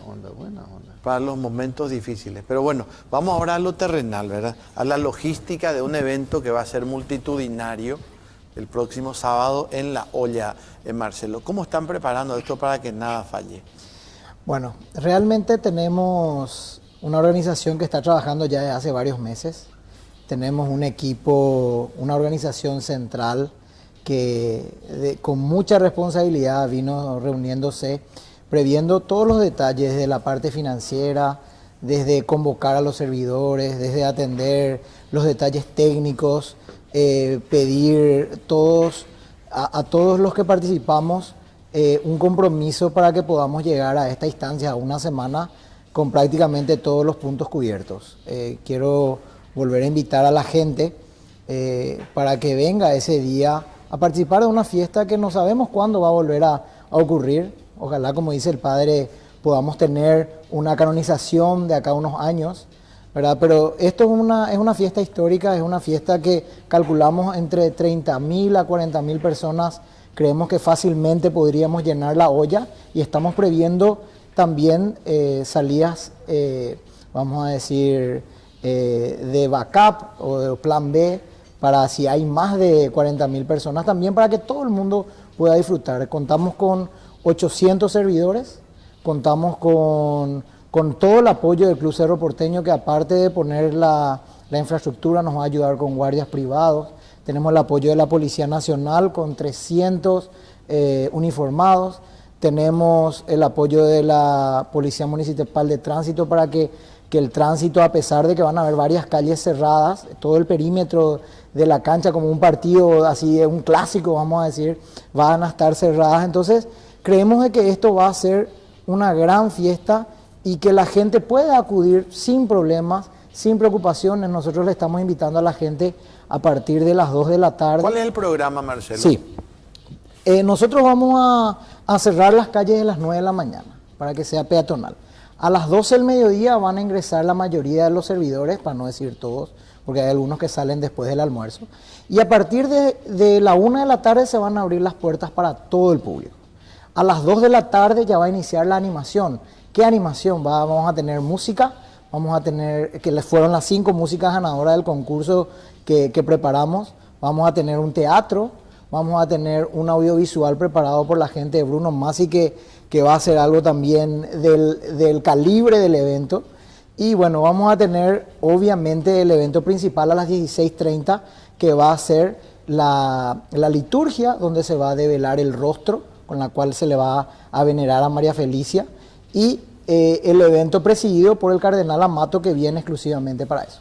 ¿Hay una diferencia en el sentido, por ejemplo, si yo me quiero ir, tengo que, es una cuestión de si quiero estar en césped, si quiero estar en gradería, ¿cómo se define eso? Es muy buena tu pregunta. En realidad, nosotros armamos el esquema para que sea bien sencillo. Vamos a tener habilitados la platea para toda la gente. El acceso es libre, para empezar a explicar, el acceso es libre y gratuito para todos. Nadie se tiene que acreditar, ni nadie tiene que comprar entradas, ni nada. Eso para entender. Pero habilitamos la platea, te estaba diciendo, para que la gente que tiene problemas de movilidad, o que es gente mayor, o que tiene de repente chicos o personas muy mayores, vaya directamente a platea, y ahí vamos a tener un equipo especial para recibir y acoger a la gente en la platea. Y el público en general, vamos a decir, el resto de la gente, va a acomodarse primeramente en preferencia y después en gradería, que sería la gradería norte frente a novena. Entonces, para que la gente ya sepa dónde va a ir la gente, el público en general en preferencia, y la gente que tiene los enfermos, silla de ruedas, o gente muy mayor, directo a plateas. ¿Y el césped? El césped no está abierto al público. El césped solamente va a ser para los concelebrantes, ¿verdad? Y la familia de las carmelitas, los carmelitas mejor dicho, porque son ambos sexos, y diáconos y presbíteros que van a concelebrar con el cardenal, que son parte de la celebración. El resto va a ir todo en el estadio, en los asientos de las graderías. Padre, ¿es una misa concelebrada? ¿La gente que va tiene posibilidad de comulgar? ¿Cómo es el acto en sí? Exactamente, va a ser una concelebración presidida por el cardenal enviado por el Papa. Hace 7 a 10 años, 7 años más precisamente, que las beatificaciones pueden realizarse en el país de origen, ¿verdad? Anteriormente, beatificación o canonización se hacía en Roma directamente, ¿verdad? Entonces, esto da la posibilidad a que la gente pueda participar con mayor facilidad, ¿verdad? En los últimos años. Y entonces comienza a las 4:30 y va a durar 1 hora y media aproximadamente, con normalmente los 2 momentos de la liturgia, ¿verdad? La celebración de la palabra y la comunión, la consagración del pan y del vino. Y justamente en la introducción, en el momento penitencial, se hace el momento penitencial y se pide al delegado del Papa, se lee una síntesis muy breve de la vida de la María Felicia, que tomó el nombre de Jesús sacramentado, María Felicia Bullari Echeverría. Se lee un poco de su vida y se le pide que canonice, que beatifique, perdón. Y entonces ahí se aprueba la beatificación. Con esa aprobación de la beatificación se desvela el rostro y luego a partir de ahí ya empieza la liturgia de la palabra. A ver, quiero agregar, preguntar algo de mera curiosidad y de organización. Estamos hablando acá de 20, 30, 40 mil personas. Sí. Y hay gente que va a querer participar en la comunión, ¿verdad? Sí. ¿Para eso van a estar los servidores? Realmente no. Hay todo un esquema de liturgia que va a trabajar con diáconos y ministros de la Eucaristía para dar en todo el estadio. Ellos tienen ya una organización también independiente, previendo que se ubiquen en diferentes lugares, okay, ya con toda organización para prever los lugares a cada uno. Y cada diácono va a contar con 20 ministros y ellos se encargan de una zona. Así va a ser. Presbítero González, hay un proceso que se mide en tiempo para la canonización? Digamos, puede durar 5 o 10 años. La iglesia dice, no, esto se hace en un proceso de 20 años. ¿Cómo es la historia? Sí, entonces, ahora desde 1997, Monseñor Felipe Santiago Benítez, que fuera obispo de Villarrica, ahí conoció los testimonios de los familiares y de aquellas personas que la conocieron en vida a ella. Después, ese proceso no fue fácil, no es fácil ningún proceso. En primer lugar, porque hay mucho entusiasmo, muchos conocimientos y la gente aparece en la opinión de, no, si era cabezuda, no. Ella se adelantó realmente a este tiempo. Ella hizo lío en su momento con simpatía, ¿verdad? Se adelantó a esta época, ¿verdad? Y entonces, después, sí, duró, entonces 30, 22, 23 años, se siguió más rigurosamente el proceso de canonización, que consiste en 4 exigencias. En primer lugar, las condiciones, las virtudes de ella, las condiciones especiales, que tienen que ser atestiguadas por la gente que la conoce o no la conoce, se recogen los testimonios. Estos testimonios constituyen unas pruebas históricas y también teológicas. Teológica en el sentido de que su mística estaba orientada hacia el amor, hacia el bien, hacia el compromiso, socorrer a las personas. Esto hay que hacer, hay que anotar. Y eso es para nosotros sería la visión de Dios. Dios quiere eso, Dios es misericordioso. Se verifica todo eso. Pero todo eso puede quedar a nivel humano. Por eso hace falta el milagro. El milagro es aquel hecho que supera la naturaleza humana. Si la ciencia médica, los esfuerzos humanos no llegan a sanar o a interrumpir un proceso de degeneración de la naturaleza humana, entonces ahí se dice que es un milagro. Y eso se tuvo que verificar. Hay un grupo de médicos, hay abogados del diablo, hay gente que dice, no, esto pero tiene que superar todas esas exigencias. Una vez que se supera esas 3 exigencias, se le presenta al Papa y el Papa tiene que rezar y tiene que decir, es cierto, sí, ese pueblo, esa iglesia, ella tuvo catequistas, tuvo maestros y ella fue la que mejor aceptó y la que mejor correspondió en alto grado, ¿verdad?, a la propuesta del Evangelio, a la propuesta de la catequesis, a la propuesta de Jesús. Y entonces evalúa el Papa, ¿verdad? Y ahí él es el que declara y autoriza la beatificación. Y la canonización ocurre otro proceso similar, pero va a hacer falta, en este caso, va a hacer falta otro milagro y conversiones de gente y demás. Ok, ese es el proceso, pero 20 pudiera y pico de extenderse. años, 20 y pico de años es breve. Normalmente suele ser más de 20, 30, 50 años. Nosotros tuvimos... Para la canonización. Para la canonización. Y también para la beatificación no suele ser rápido. Bueno, y se tienen que seguir dando más milagros. Tiene que seguir dando más milagros. Y conversiones, Exactamente. otras cuestiones. Ahora, Jorge, olvídate, vos a la canonización chiquitunga ya no llegas. Pero no sabemos, puede darse el ¿Pero milagro. por qué? Puede Porque darse hoy el milagro. día el tiempo corre muchísimo. El San Roque González fue del siglo XVI, 1630, párroco en la catedral. Hace 30 años que vino Juan Pablo II, el Papa, Sí. y fue canonizado. Y ahora se está promoviendo un sacerdote que murió joven y que es más o menos de la misma época, 1906, y murió después de Chiquitunga. Y también hay otro mártir franciscano, lo mataron también y se conserva a los franciscanos. Ahora quieren también su santo y se está estudiando y promoviendo también. Bueno, gracias, presbítero Oscar González. Marcelo, algo más para cerrar porque ya nos vamos.